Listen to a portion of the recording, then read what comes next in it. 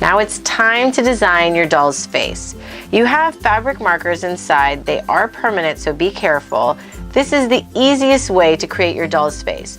You can also use embroidery thread or bits of felt. There are different ways that you can do it, but the fabric markers are the easiest, simplest way for you to create your doll's face.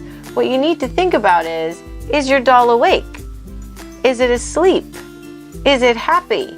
Is it sad? Does it have a giant nose or a itty-bitty nose? Does it have ears? Maybe its cheeks are rosy. Maybe it's sticking its tongue out. Who knows? It's up to you. But you need to think about all those things. What's its nose look like? Its eyes? Maybe it's got big fuzzy eyebrows. Maybe not. It's up to you. Your design. I can't wait to see what you create.